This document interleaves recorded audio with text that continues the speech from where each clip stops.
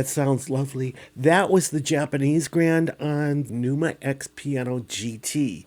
This is the GT version for Grand Touch. Now, the new Studiologic Numa X Piano comes in 3 flavors. The GT is one of those flavors. It's the top of the line because it has wood keys. And this isn't the old Fritar TP40 wood. No, this is the Fritar TP400 wood. And I haven't been as excited about a new key action as I have on this one. In fact, I haven't been so excited about a new stage piano since I did the review on the Nord Piano 5. So both of those are basically for pianists and so much more, of course. But let's go over what makes this so exciting.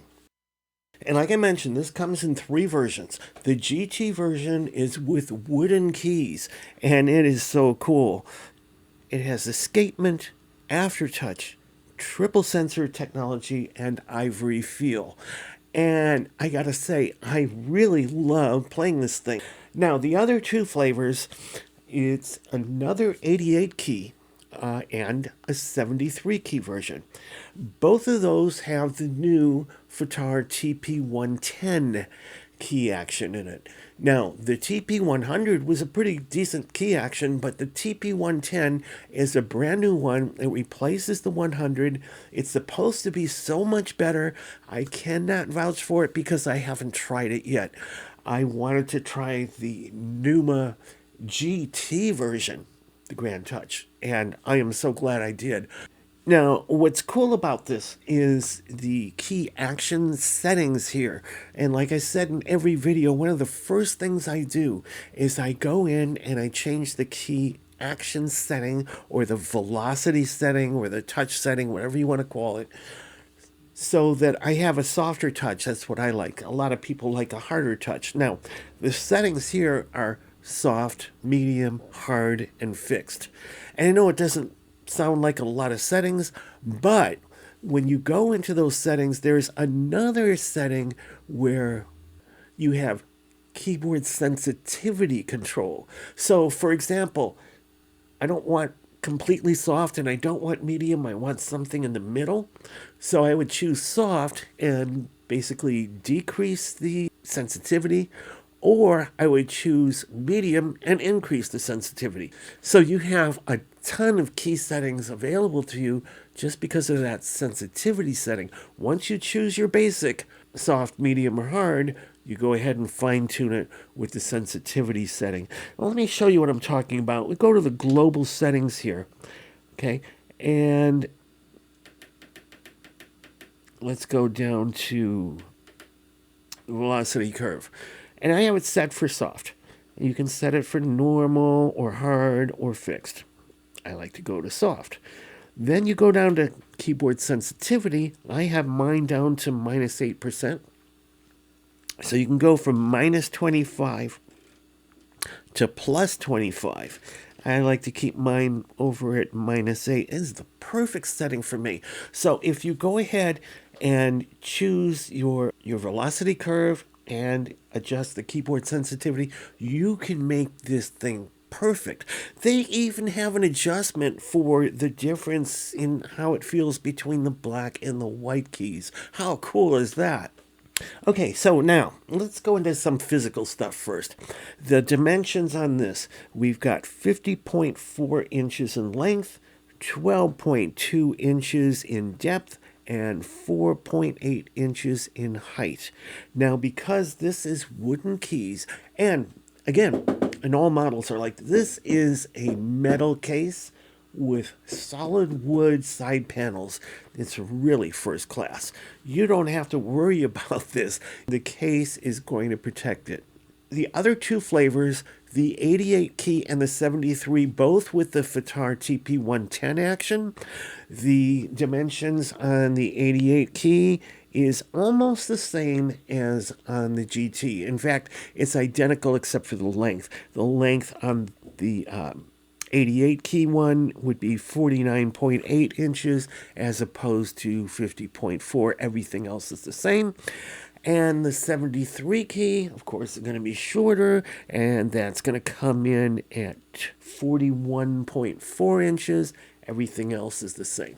Now, it comes with the AC power adapter. It also comes with a triple pedal.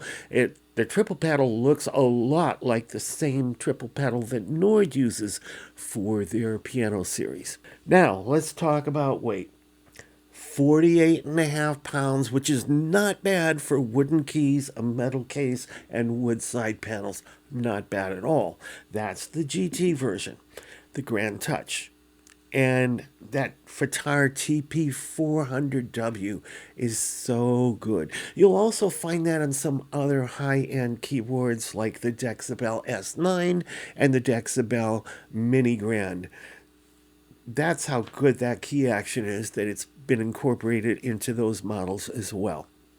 The weight on the standard 88 key with the Fatar TP110 key action, that would be 30.9 pounds, which is respectable for having that kind of a case. And this, on the 73, it's 25.8 pounds. Now, some general information here. A lot of keyboards come with 128 note polyphony. Then there's 192 note polyphony. And for a keyboard to boast 256 note polyphony, you're talking some serious stuff here. The polyphony on this is 300 note polyphony. So that goes far beyond what you can expect to have without losing any notes or without losing anything. You don't have to worry about losing notes or note stealing or anything like that. You can play to your heart's content with this. It is multi-zone, so you can play 4 zones at a time.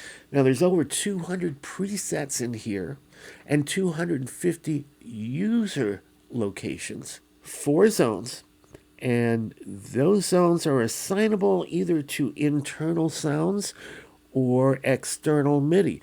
And this makes a nice little master MIDI controller too. We're going to get more into that later on into the video. Now, in terms of favorites, we go into favorites, and we've got 16 different favorites. Each one has a group of 24 different favorites within. And you can see the first 8 here, and you can choose from those. It scrolls over to the next 8. We only have 2 filled in, but basically it's a really nice way of putting your favorites in here so that when you're in a gig, you can use your most used sounds right here in front of you. And while it doesn't have it yet, there is a new software program coming out, a manager program for this. And it will enable you to update the firmware. It will also enable you to update the sounds, including installing new sounds. So that's another really cool thing. There's other pianos out there, too many actually, where whatever you buy, the sounds that are built in are frozen in time and you are stuck with those sounds forever. Not so with this. Now, on the acoustic and the electric pianos, they are using modeling technology. Now, on the acoustic pianos, you've got sampled pianos, but you're also adding some modeling capabilities to it as well. Stuff like release samples and damper and key off noises, that kind of thing. And with electric pianos, you've got acoustic modeling technology that includes physical modeling of vintage electric and hybrids. How cool is that? And one of the coolest things here is you've got a 4-channel audio input audio mixer. I'm going to get into that a little bit later on in the video, but that is one of the coolest features. And besides the GT version having the wood keys, that is another feature that's just super. Now, as far as the controls and the user interface, you got a 2.8-inch color display, 320 by 240 pixels, and you got the master volume, and you've got the navigation encoder, also known as a jog wheel. It's actually different than a jog wheel. You turn left and right. This is actually a jog wheel where you can go up, down, left, right, and it's also a switch. You can push it, and it acts as a switch. So 3 functions: left, right, up, down, basically your diamond control, your jog wheel, and a switch. Then you have 13 encoders here. And that's these round buttons where you can actually turn them left and right just like any other knob, but you can also push them. So pushing them has another function. And there's two types of pushing. You can push to turn something on and off, or you can push and hold on some of these, which brings you into a completely different menu. And there's an assignable encoder here for input volume. So you can have audio, or you can have USB, or you can have audio and USB. So you're communicating with your computer or your DAW, you can have that as an input. Then there's two programmable sticks, and unlike two wheels, one for pitch bend and one for modulation,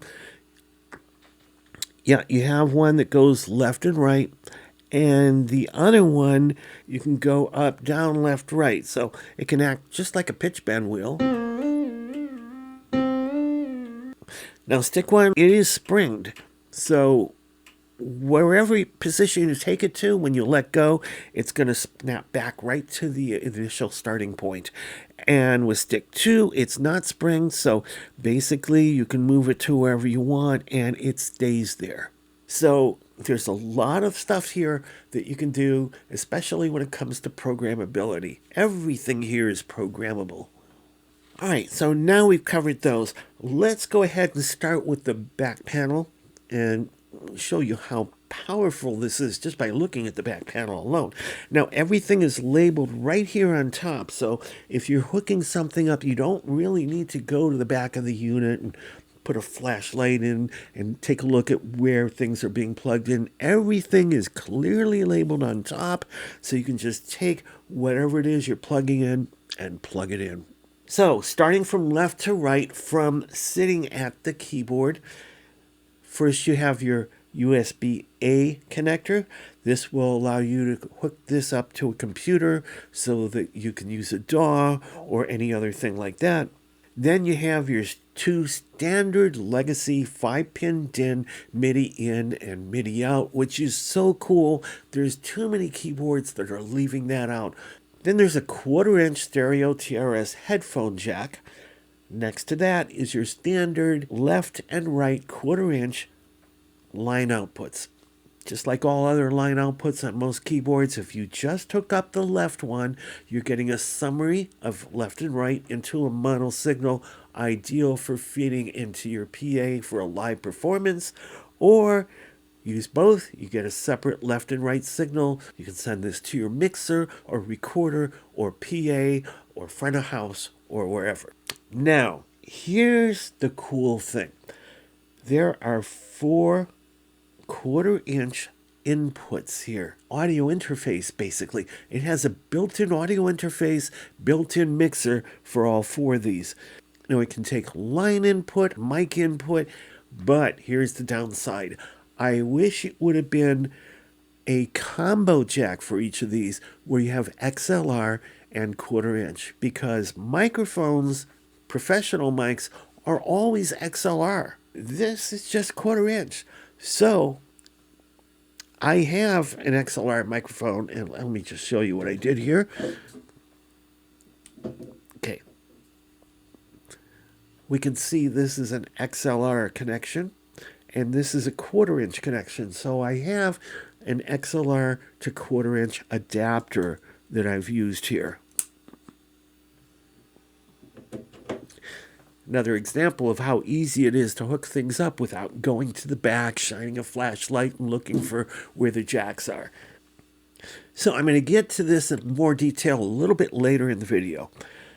Then you have your pedal 1 and pedal 2 inputs, so you can use external pedals, expression pedals, switch pedals, that kind of thing. Then you have your pedal 3 input, which is also used for the triple pedal that they include. And let me just show you real quick. This is the triple pedal that they include with that. It's so cool. It looks a lot like the Nord triple pedal, and I wouldn't be surprised if it's the same thing. And I love this. It really works well. standard pedal functions, damper, sostenuto, and soft pedal. Then you have the power on and off and your AC adapter input. Now let's go through the front panel. I've already covered stick 1 and stick 2, so let's go through all the rest. You got master volume, self-explanatory, and an assignable knob that you can assign for anything that you want. Like I said, there's 4 different zones here, and you can choose between an internal zone, which is any of the over 200 presets, or an external MIDI zone where you can control another keyboard with this, or another sound module with this, or anything else. And the way that works is really cool. Basically zone 1, 2, 3, 4, and right now zone 1 is on. You can see that it's orange, and anything that I set over here is going to appear in orange. So if I turn on these knobs over here, you can see they're all in orange. This is really cool. Let me show you why. If I go into the second zone and I choose another instrument, let's just take what's already chosen, strings and expression. You can see those are in yellow. Okay, really cool. And if I go to the next one, let's just take what's already assigned here, an acoustic bass 1, that is in green, so everything I do here is in green. And if I go to the next one, this is actually assigned to an external MIDI instrument. But if I chose to assign it to something else, like musette, okay, now everything I do here is in blue. So now I've got 4 instruments. Whatever I have here, they're going to sound together. This is a layer of 4 right now.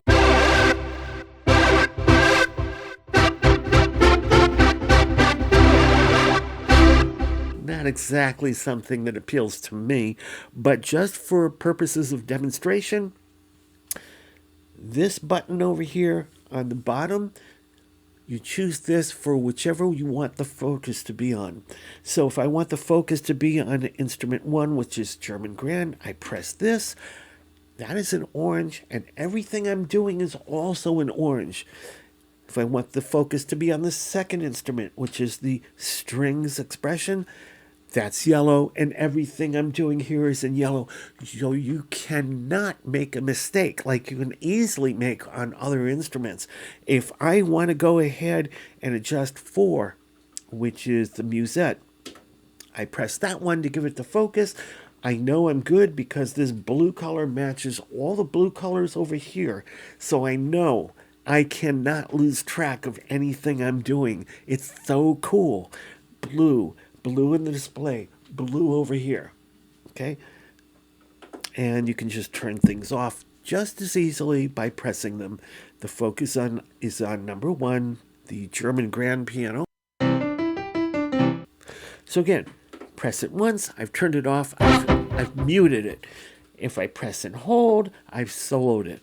And to turn everything else back on, it's just a matter of pressing the buttons. Really, really super cool. Now, let's just go into 1. I've got the German Grand. Actually, let me go into Japanese Grand because I love the way that sounds. Okay, now I'm playing this.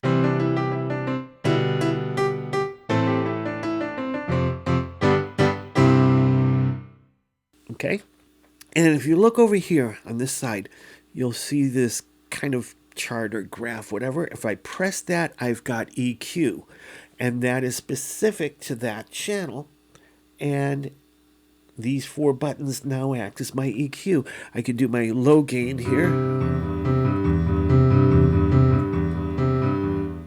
and my mid gain, and the Q or mid frequency, and the high gain.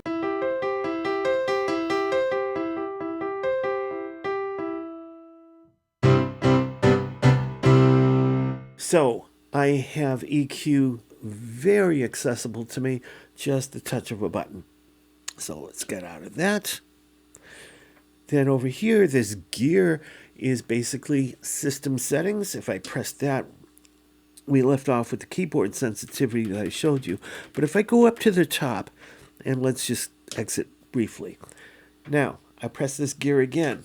First thing that comes up is transpose. So it's really easy to transpose. You just press this and you turn the knob.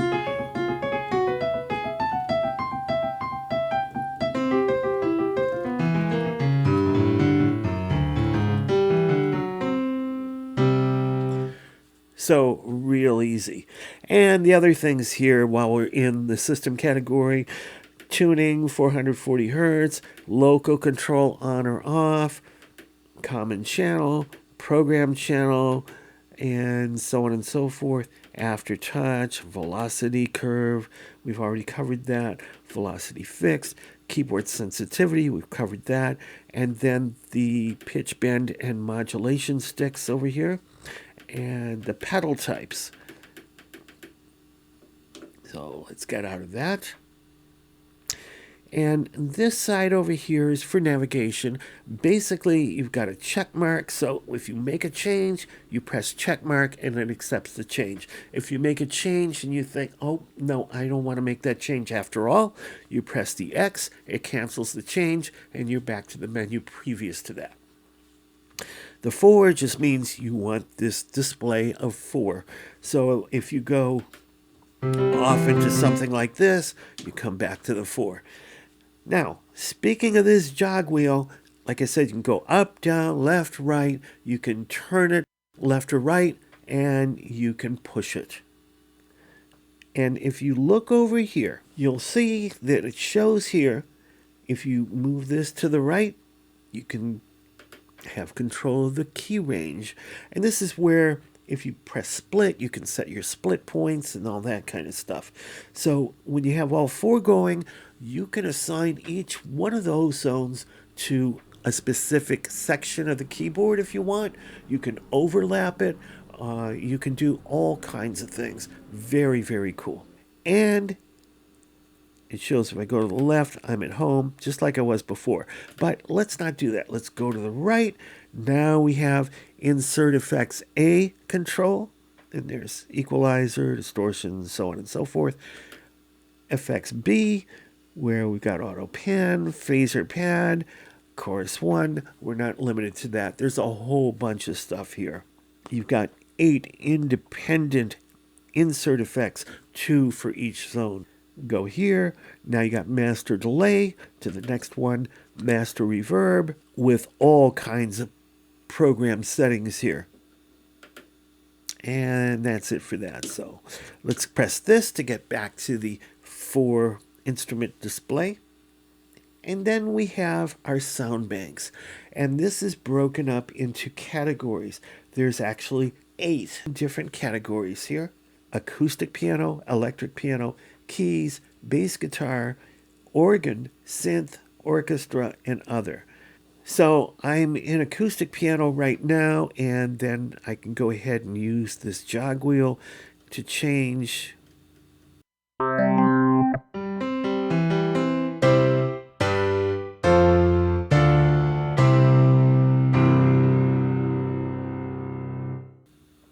But if I really want to see all the pianos in here, I just press that jog wheel again, and now I can see the pianos. Model D, 1968.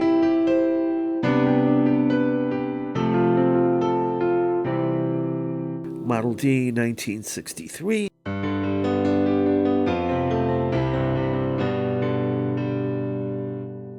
Model C, 2013.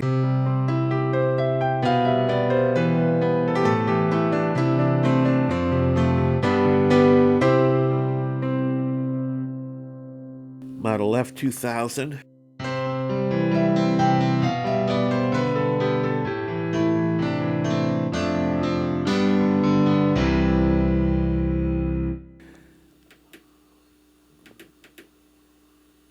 And there's a lot of stuff here. So let's go back to this. So if I go into the acoustic piano section, I just held that. I can see all my acoustic pianos.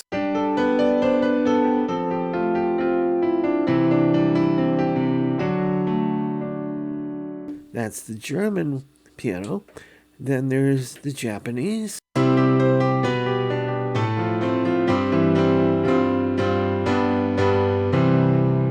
USA.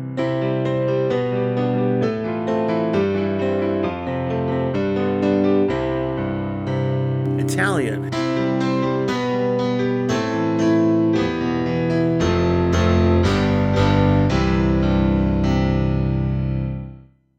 Vintage grand.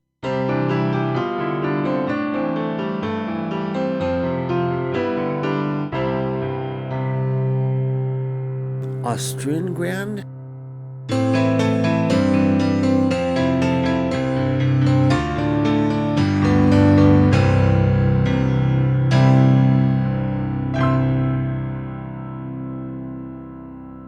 Blues grand.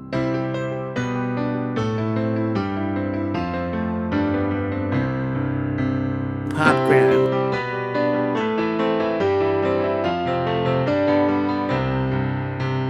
Rock grand.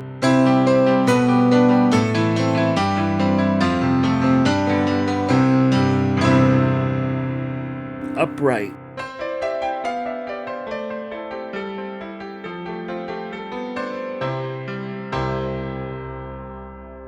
Honky.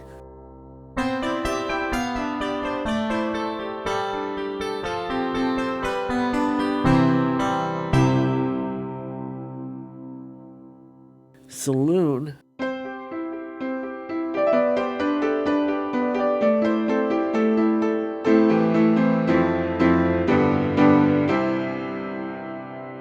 Electric grand 1, 2, and 3. Here's 1.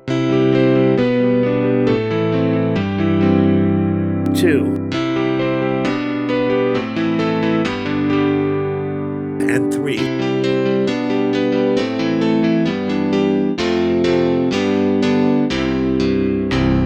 If I go into electric piano, we can see I've got electric piano Mark 1.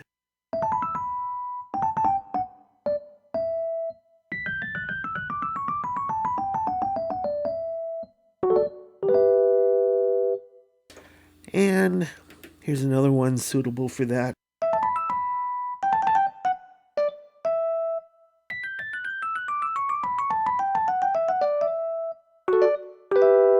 And you'll notice as you play around with this, when I'm playing pianos, that's great. I love how it feels. But when I go into the electric pianos, the keys seem to be lighter, which is really cool. I like it that way. Same with the organs. Here's the suitcase.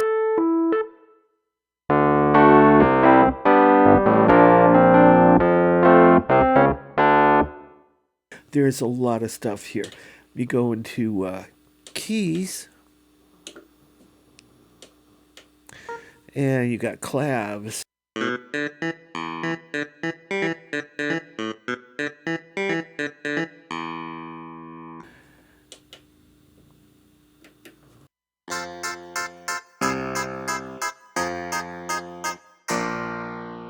And a whole bunch of others. We're not going to go through everything. We're just going to play the first couple of ones on each category. Now we go into acoustic bass 1.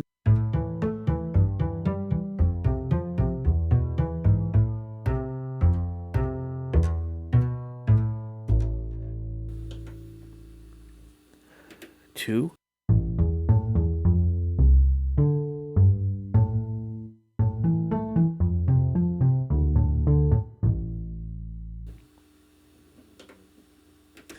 And let's skip to fretless.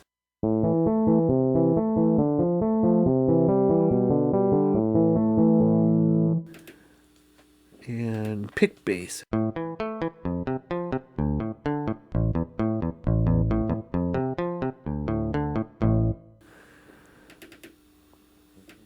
Bass and ride.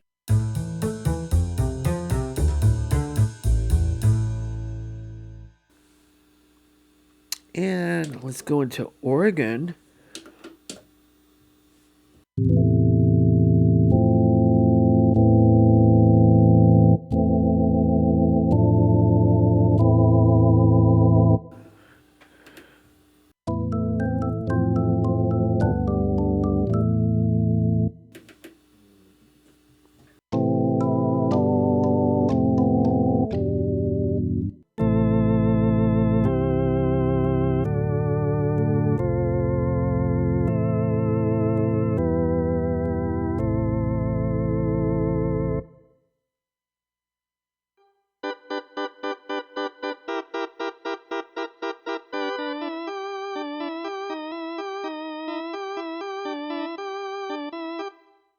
And just so many things you can do. You have a generous offering of organs here available to you.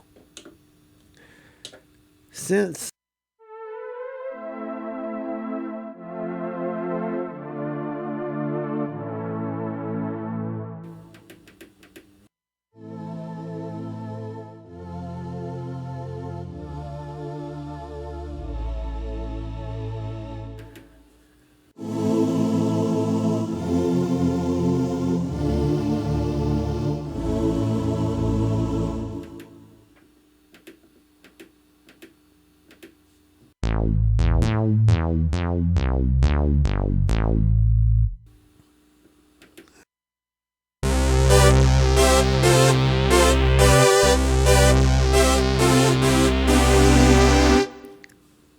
And again, I can't possibly play all of these for this demo, but you get the idea. You have a generous set of stems here available to you in all of these categories. Let's skip over to Orchestra.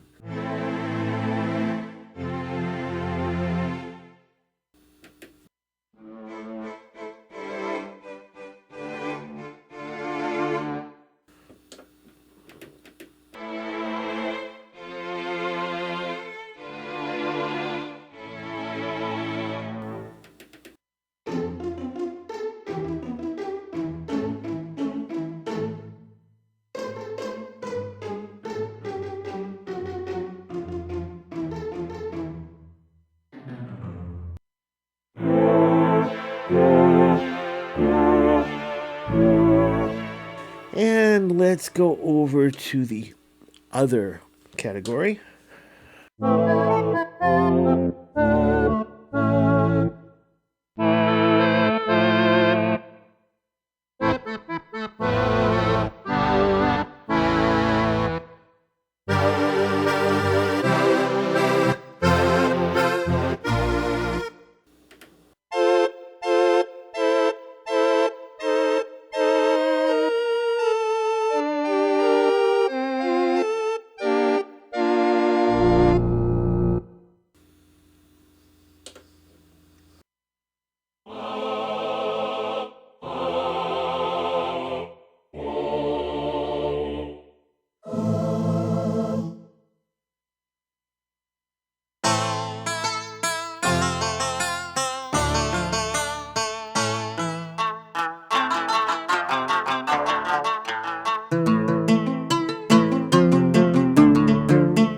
And notice as I switch sounds, it's seamless, and you don't notice the change except for the sound, of course, but you don't hear a pause or crack, and there's no delay or anything like that. It's instant. You go from one sound to the other, it's instant.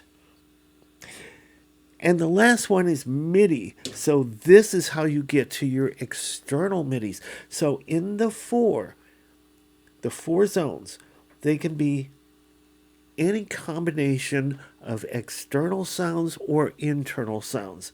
So this is how you assign your MIDI right here. And when you do that, you can go ahead and there's a keyboard range for MIDI as well. And then there's insert effects for A and B.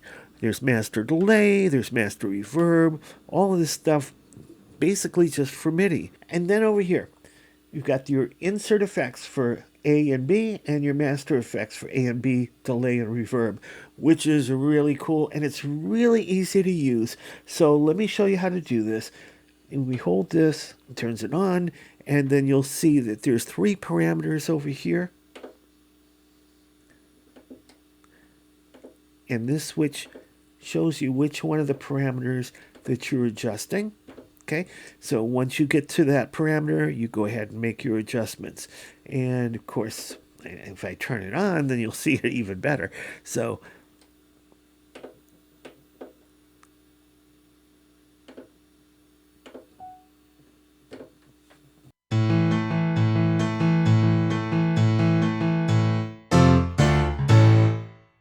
okay, really simple stuff. And the rest work the same kind of way. All right, now, coming back as I promised to the instrument audio zones.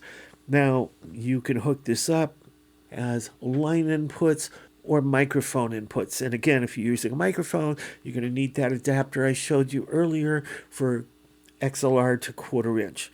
Now, I have a microphone hooked up over here. And to get to this interface, you see this microphone button over here. You press that, and now you see that I have this mono in, and I have a switch here. Let's turn it on. Testing 1, 2, 3, 4. Test, and I can bring up the gain if I need to. Test 1, 2, 3, 4. And I can go ahead and adjust delay, that kind of thing. I can also go ahead and adjust reverb if I need to. So there's all kinds of stuff here. And when I'm using the mic line, the configurations are 4 mono channels, or 1 stereo and 2 mono channels, or 2 stereo channels. And there's 7 delay effects presets, and there's 7 reverb effects presets. Now, let me show you what I mean by when I go through this. If I go ahead and hold that, then I see my controls over here. I've got gain, and then I've got the 3-channel EQ over here available to me. And that's for each zone. Then I've got the levels for each zone. Just by turning one of these, I can get to each one of these. I just have to activate the focus, and that makes that active for that. Okay, and while I'm in this screen, if I go ahead and turn the jog wheel to the left, not turn it, but push it to the left, then I've got my different configurations for 1, 2, 3, and 4. And right now we're just using this as a left mono input, but we can change that to 2 mono and 1 stereo, or 2 stereo. So, and that's the same for all of these channels. Very powerful stuff here. I'm going to turn off this mic now. I'm going to go back to my 4-channel display like I always have.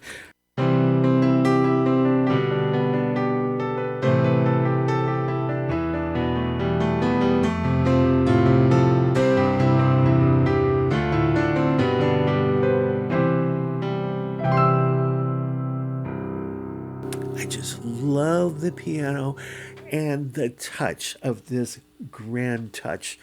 So I'll be coming up with other videos where I'll be demonstrating more in detail about the different piano sounds and so on and so forth. So stay tuned. And in the meantime, if you're looking to acquire one of these, I am a Studiologic dealer, so go to my website, www.pianomanchuck.com, and we can get you maybe a little bit better price than what you're hoping to pay for this. So, I hope you've enjoyed this and learned a lot from this video. Piano Man Chuck, peace out. Thanks for watching.